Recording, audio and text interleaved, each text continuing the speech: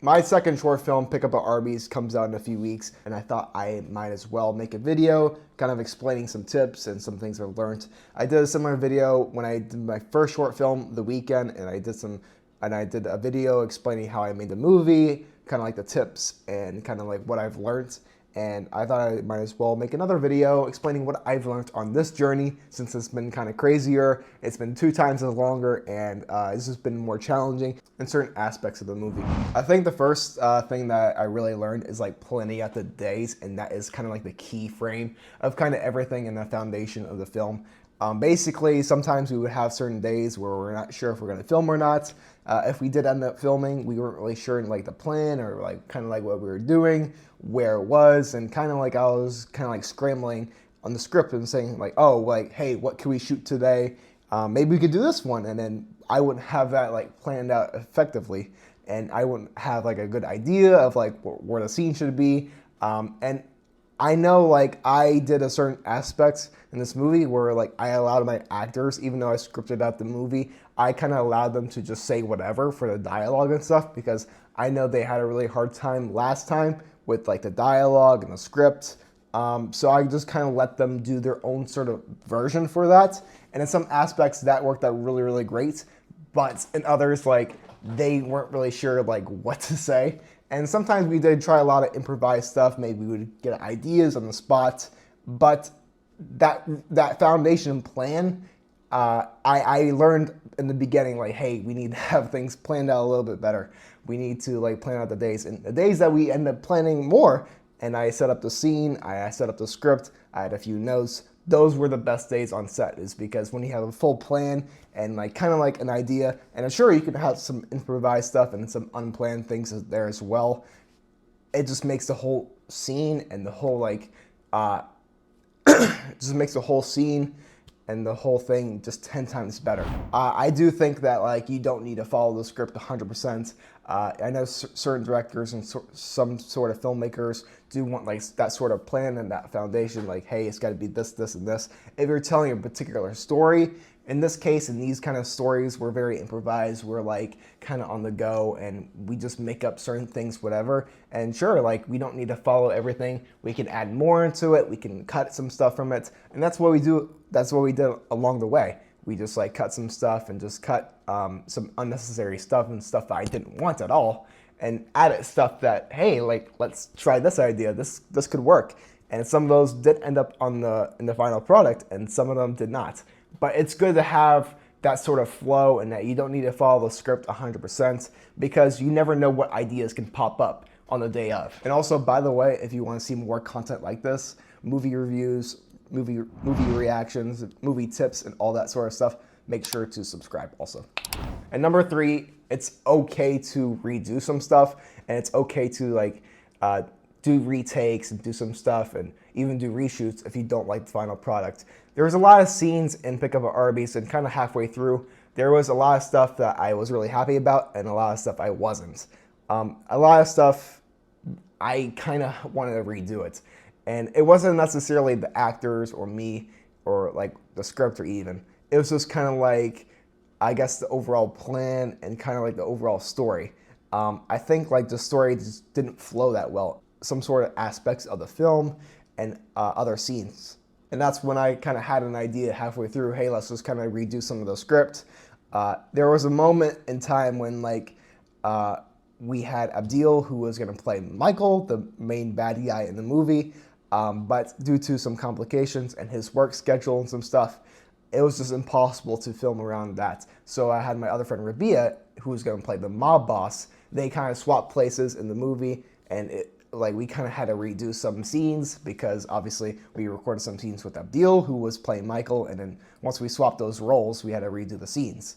In that case, that worked out better because his schedule's more fluctuated, and it worked out even better because even though I thought like, hey, these actors would work best for these certain roles, they played both parts amazing. Like, I kind of want Rabia to play the mob boss just because like he seems bigger. He's older, he's got the beard, the man bun, and then like Abdil and Beezer are brothers, and they look like gangsters and stuff.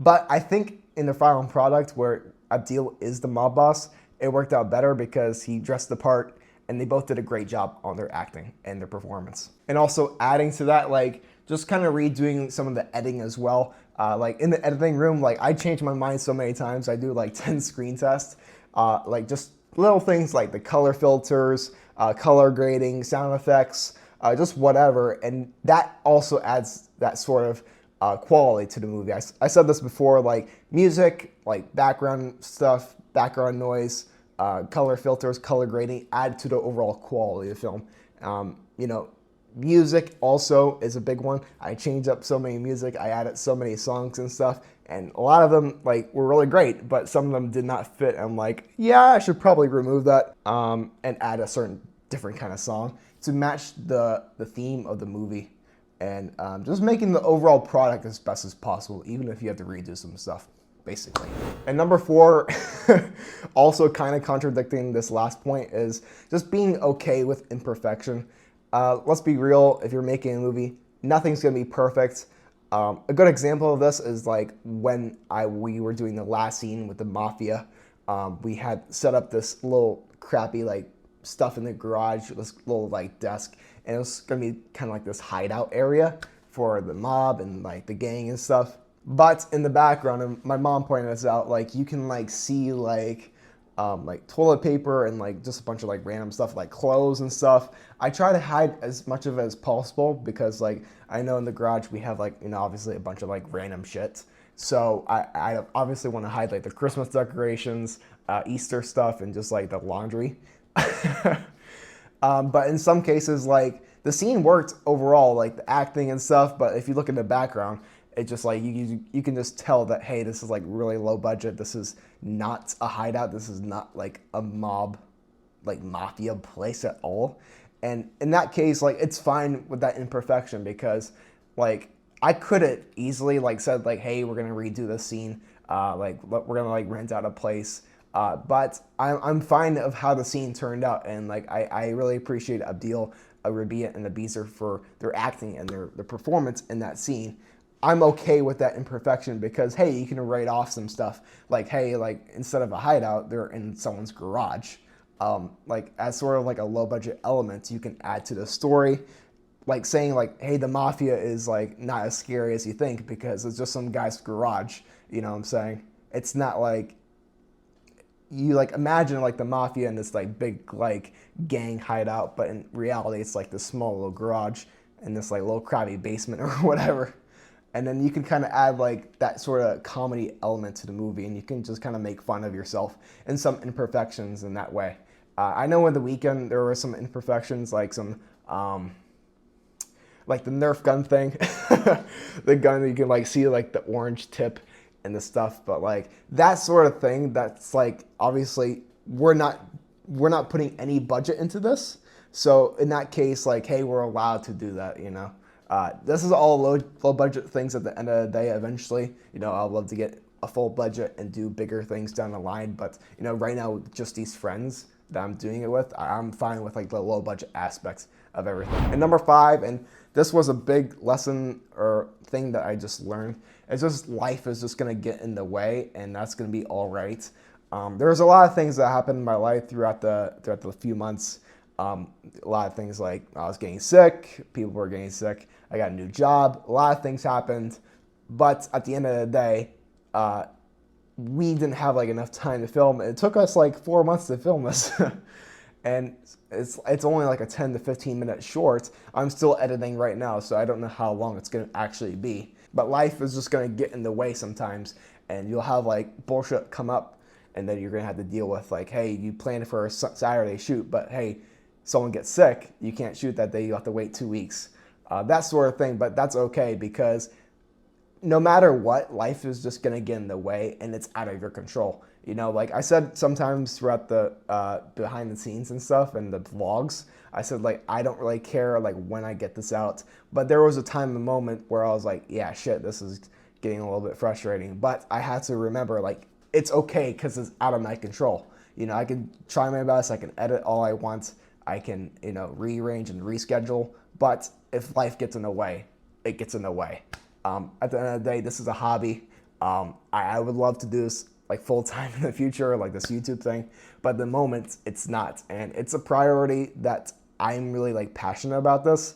But life comes first, and family, job, and like work, that comes first. So with that being said, you know, a few things that I've just learned along this crazy journey.